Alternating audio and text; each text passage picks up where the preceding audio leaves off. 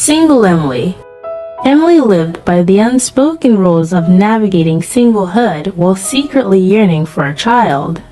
These rules were her survival guide, shielding her from the scrutiny of others and the painful reminders of her own unfulfilled desires.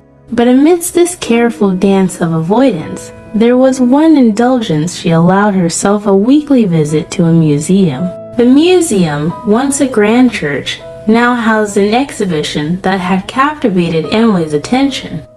Every Friday, after her half-day at work, she would stroll through the halls, feasting her eyes on the artworks that adorned the walls. But there was one piece that held a special place in her heart. A statue of a mother and child. This statue, frozen in time, captured the essence of motherhood in its purest form. The serene expression on the mother's face as she cradled her baby filled Emily with a mixture of longing and admiration. Yet, she was careful not to linger too long, fearful of the judgmental gazes of onlookers who might see her yearning reflected in her eyes. One day, as Emily stood before the statue, lost in her thoughts, she was approached by a man unlike anyone she had encountered before. He was unassuming, with a rugged charm that seemed out of place in the refined surroundings of the museum. His voice was raspy, his demeanor casual, and his presence both perplexing and intriguing to Emily. "Is she bumming you out?" he asked, breaking the silence with unexpected bluntness. Emily was taken aback by his forthrightness, but couldn't help but be drawn into conversation with him. As they exchanged words, Emily felt a sense of unease gnawing at the edges of her consciousness. There was something about this man that felt familiar, yet she couldn't quite place it. As they wandered through the museum together, exploring the various exhibits, Emily's unease grew. There was a tension in the air, a sense of impending danger that she couldn't shake. And then, as they stood before a majestic marble horse, it hit her like a bolt of lightning. She knew this man. He was the one she had seen lurking outside her apartment building, the one who had been following her for weeks. Panic surged through Emily's veins as she realized the true nature of their encounter. She had let a stranger into her world, exposed her deepest desires to someone who was not what he seemed. As Daniel turned to her with a smile, Emily felt a chill run down her spine. She was trapped, caught in a web of deceit spun by a man whose intentions were far darker than she could have ever imagined. And as she looked into his eyes, she knew that she was not the only one with secrets to hide. In that moment, Emily understood the true meaning of fear. And as Daniel's smile widened into a sinister grin, she knew that she was in far deeper waters than she had ever dared to swim. With her heart pounding in her chest, Emily's mind raced as she desperately searched for a way out of the situation. She tried to maintain her composure, but the facade was crumbling under the weight of her fear. Daniel's gaze bore into her, his smile unnervingly wide. "You look like you've seen a ghost, Emily," he said, his voice dripping with malice. Emily's mind flashed back to the days leading up to their encounter. The strange coincidences, the feeling of being watched. She had brushed off her suspicions, attributing them to paranoia. But now, faced with the reality of Daniel's presence, she couldn't deny the truth any longer. "What do you want?"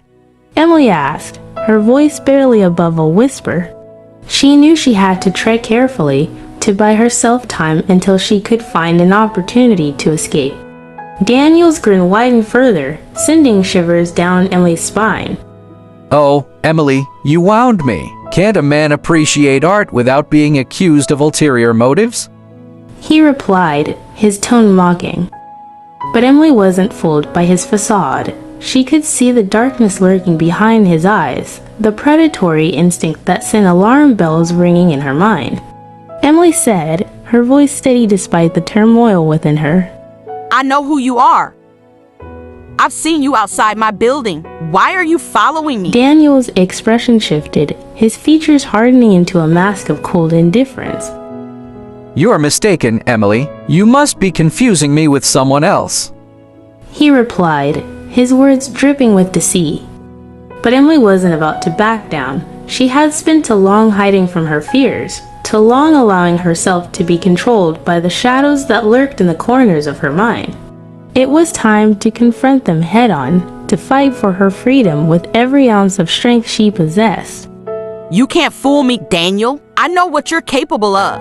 Emily said, her voice trembling with a mixture of fear and defiance. If you think you can intimidate me into silence, you're gravely mistaken.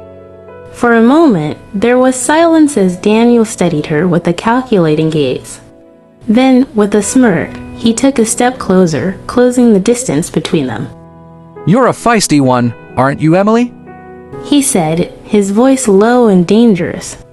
But you have no idea who you're dealing with. I suggest you tread carefully if you know what's good for you. Emily's heart raced as she backed away, her mind racing with thoughts of escape. She knew she was in danger, knew she had to find a way out before it was too late. But as she turned to flee, she knew that the battle was far from over.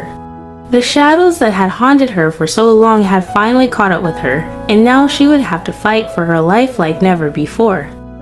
Emily's pulse raced as she darted through the maze-like corridors of the museum, her breath coming in ragged gasps. Every shadow seemed to morph into Daniel's sinister form, every echo of footsteps behind her sending a jolt of terror through her veins. She needed to find help, someone who could intervene before Daniel caught up with her. But the museum was eerily deserted, its grand halls echoing with the silence of abandoned echoes. As Emily rounded a corner, she stumbled upon a security guard making his rounds. Relief flooded her as she rushed towards him, her words tumbling out in a frantic rush. Please, you have to help me. There's a man. He's been following me, stalking me. I don't know what he wants, but I'm terrified. Emily pleaded, her voice trembling with fear. The security guard, taken aback by Emily's distress, quickly sprang into action. He radioed for backup and escorted her to a secure area, promising to keep her safe until help arrived.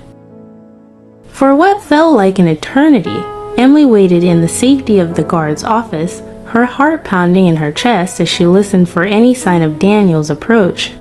But as the minutes ticked by with no sign of her pursuer, a sense of calm began to settle over her. Finally, the sound of approaching footsteps broke the silence, and Emily tensed, her muscles quelled like a spring ready to snap. But when the door swung open, it was not Daniel who stood on the other side, but a group of police officers.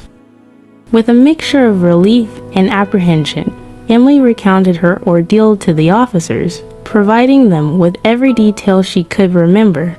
They assured her that they would launch a full investigation into the matter, promising to do everything in their power to apprehend Daniel and ensure that he could never harm her again. As Emily stepped out of the museum into the cool night air, she couldn't shake the feeling of unease that lingered in the pit of her stomach. Daniel may have been temporarily thwarted, but she knew that the darkness that had consumed her life was far from over. But as she looked up at the star-filled sky, a sense of determination washed over her. She may have been haunted by shadows for too long, but she refused to let fear control her any longer. With a steely resolve, Emily vowed to face whatever challenges lay ahead, knowing that she had the strength and resilience to overcome them. And as she walked away from the museum, her footsteps steady and sure, she knew that she was finally free from the grip of her fears. For in the face of adversity, Emily had discovered the true power that lay within her, a power that no darkness could ever hope to extinguish.